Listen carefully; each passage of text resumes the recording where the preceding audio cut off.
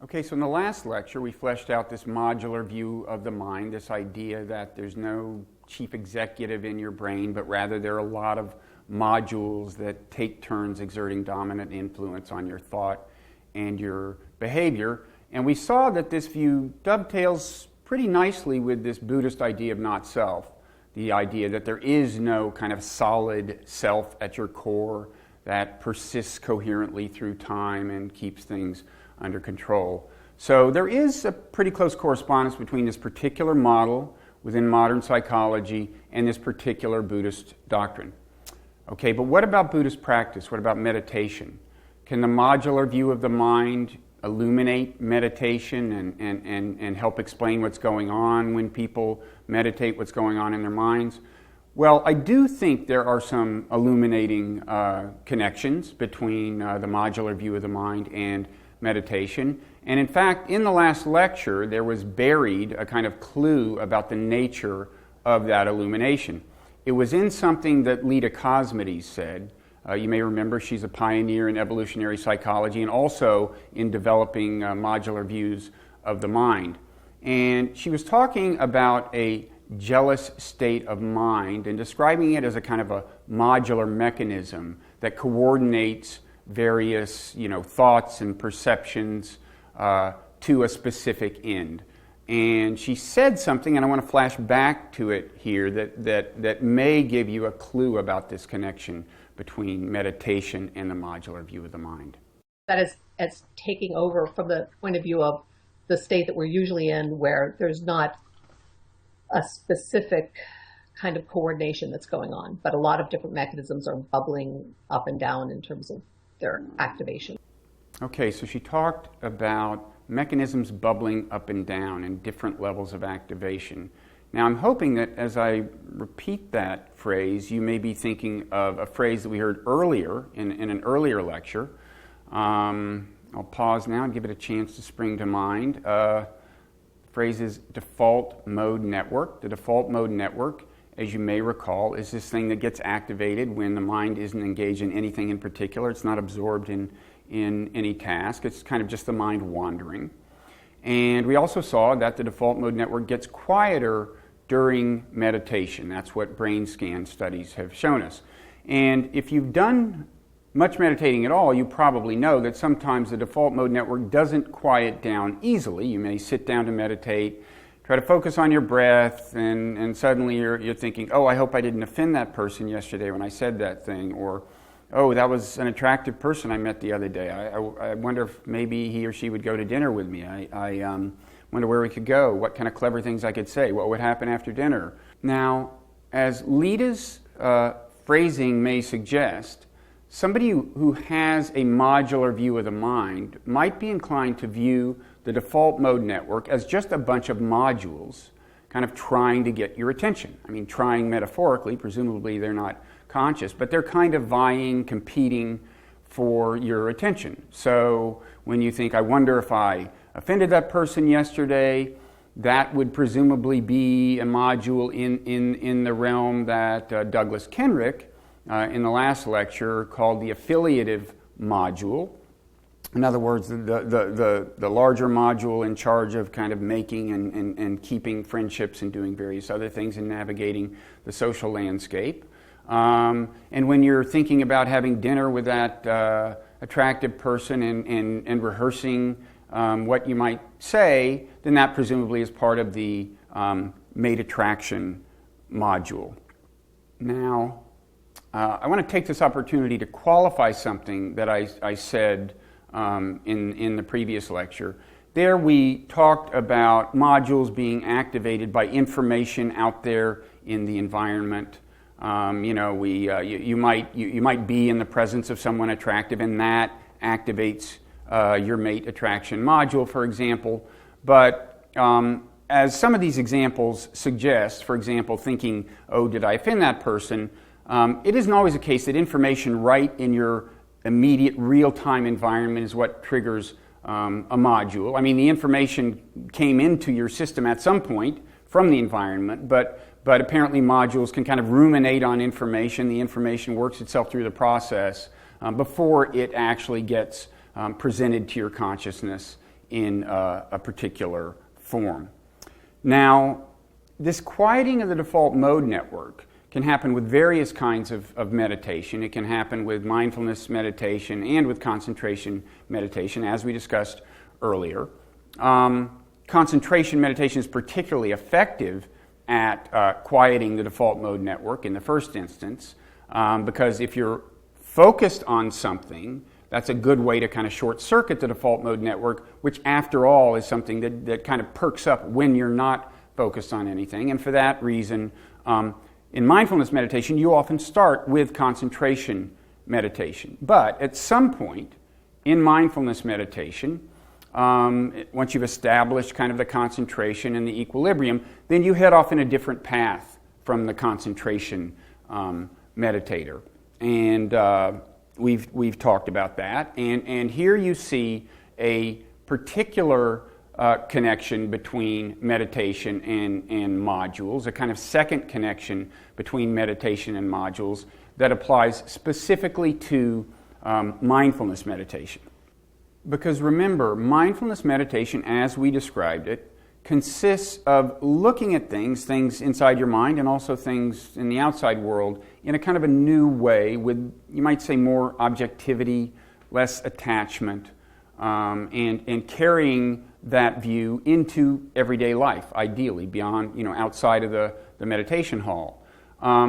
And one of the things that you may view in a new way that is of special consequence is your feelings. As we said, you view your feelings with less attachment, and they may not get the same kind of traction with you. They may not have the same kind of power to drag your mind in a particular direction. Well, the other thing we've learned about feelings very recently is that feelings are what trigger modules. So if you show people a scary movie, it seems to activate a self-protection module by making them feel fear. And if you show people a romantic movie, it seems to give them feelings that activate a different module and make them behave differently. And this is also true with some things we were calling submodules in the last lecture. For example, jealousy is a very strong feeling that triggers a kind of certain set of modular operations.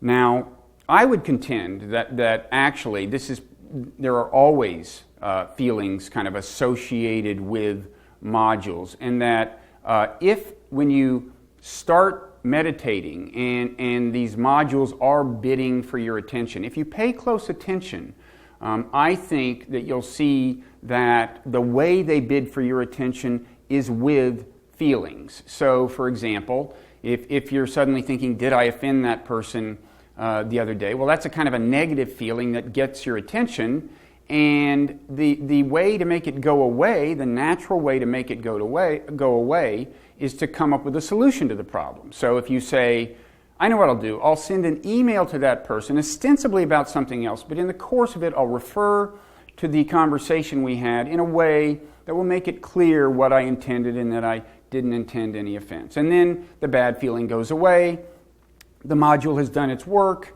and you're now vulnerable to some other module, right? And similarly, if you're fantasizing about that dinner you're going to have with that attractive person, well, that's a good feeling for the most part, and it's a pleasant thing to think about, and that keeps you thinking about it. So I think that by and large, feelings are the things that give modules power over you. So you could view mindfulness, both mindfulness meditation and mindfulness as you carry it out into the world, as a way of kind of determining which modules do and don't get to be in control. By being mindful of the feelings that usher modules in, that trigger modules, you can influence which modules win and which modules lose. Now, is this a useful way of talking about mindfulness? I mean, after all, we've already said something kind of related. We've said earlier in the course that mindfulness does give you some control over feelings. You decide which feelings get traction, which don't. And we've said that feelings can change your perceptions. We saw that fear can make you think that something that's not a snake is in fact a snake. Does it do any good to kind of describe this in terms of modules rather than in terms of the feelings that trigger the modules? I think there is some value, because I think it drives home that when you're being mindful, you're influencing, whether an entire frame of mind sets in that influences thoughts and perceptions, and that can influence those thoughts and perceptions in really subtle ways and for a really long time. So a good example of this, I think, is hatred. Now, hatred, from the point of view of an evolutionary psychologist, is, among other things, a feeling that defines enemies, okay? If you hate someone, they're an enemy. You can be angry at someone who's a friend, but if you hate them, they're not your friend. And natural selection seems to have equipped the human mind to deal in particular ways with enemies and in particular ways with friends. And behavioral scientists have discovered one very interesting feature of the different ways that we look at enemies and friends, and it's this. When our friends do something good, we attribute it to their inner essence. This is just the kind of thing they do. They're good people, okay? If they do something bad, we attribute it to some external factor, some circumstance. We say, oh, well, it was just peer group pressure, or they hadn't had sleep in days, so they weren't really themselves. And by the way, you may recognize this as a way we think about our own behavior, right? When we do something good, that's us. And when we do something bad, there's some external explanation for it. Well, when we think about our enemies, it's actually the opposite, it turns out. When they do something bad, we attribute that to their essential nature. That's the way they are, they're bad. When they do something good, we explain it away in terms of something external. Well, they were just doing it to please so-and-so who happened to be there, or they were coerced into doing it, or whatever. Now, presumably, this feature exists in our mind, was designed by natural selection, presumably, to, among other things, encourage us to talk about enemies in this particular way. When we talk about enemies to other people, it's in our interest, in kind of strategic terms, to talk about them in very unflattering terms, because it's in our interest to undermine the stature of our enemies, who are people who can do us harm, and the more stature they have, the more harm they can do us. So this may be very much a propaganda tool, but it does seem to be the case that in order to spread the propaganda more effectively, we actually believe this. We actually believe that our enemies are these people who do bad things by nature and good things for other reasons. And one reason this can be really important is because when a nation is deciding whether or not to go to war, it really matters how the people in the other country and the leader of the country are framed. And this helps explain why people who are trying to encourage you to go to war will tend to frame the leader in the country they want to invade as evil as possible. So the Iraq War in 2003 was a good example. People who supported the war in America, some of them at least, not all of them, compared Saddam Hussein to Hitler, who of course is as evil as it gets. And if you're going to try to really firmly entrench hatred in someone's mind, that's a good comparison to make. And once you've framed the leader of the nation you hope to invade as an enemy, once you've got that frame firmly set, it's very hard for him to get out of it.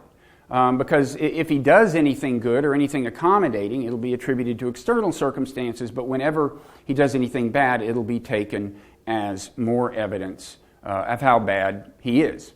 Now, hatred is a very strong emotion. You know it when you feel it. It's very dramatic. But I do think that the kind of frame that it creates, the enemy frame, can be sustained with subtler feelings of antipathy. It's not like every time you think of your enemy, you fly into a rage. No, it can be a lot subtler than that, and that's one reason mindfulness meditation can be valuable, and a mindful attitude can be valuable, because you pick up on feelings that are sufficiently subtle that you might otherwise miss them. So I guess I'd say that in sum, the case for viewing mindfulness meditation in the context of this modular view of the mind is, first of all, it drives home that there's a whole frame kind of being installed in your mind, and you can influence which frame it is through mindfulness, and that this frame can influence your perceptions very subtly. It's a lot subtler than seeing a snake that's not there. And the feelings that sustain the frame can be pretty subtle, and in fact, you may become aware of them only if you are carrying a mindful attitude into the world. Now, in a way, this brings us back to the not-self doctrine. We saw earlier that the Buddha's kind of famous discourse on the not-self is amenable to differing interpretations. There's the full-bodied interpretation that he was emphatically denying the very existence of the self. We saw that there's also a kind of minority interpretation that views his aims as somewhat less ambitious. And there the idea is that one way you could look at that discourse is as saying, there's no part of your mind that has to be part of yourself. There's no feeling you have to own. There's no thought you have to own, and you can choose which things to let go of. Well, to translate that into modular terms, you might say that the idea is, there's no module you have to own, or there's no module you have to be. Because remember, modules are these things that are in some sense kind of trying to become the self for a while, right? And that's one reason that Douglas Kenrick in the previous lecture was referring to them as sub-selves. So, as for the deeper notion of not self, the idea that the self really does not exist, there are people who have meditative experiences that convince them of the truth of this doctrine. They say they have seen the absence of a self kind of in themselves. I guess I should put that last selves in quotes maybe, but they experientially come to know the doctrine of not self. Now, near the end of this lecture, we're going to look at whether the modular view of the mind helps make sense of what's going on in the minds of these people as they have these experiences. And we're going to look at some of the kinds of reports you get from these people. But first, we're going to take a little detour. And I think it's going to be a detour that helps us answer this question about what's going on in the minds of these people, or at least helps us frame it a little more firmly. And what we're going to do, and this is in the next segment of this lecture, is we're going to look at the issue of self-control, of controlling our appetites. And we're going to ask, how does self-control happen if, in fact, there is no self?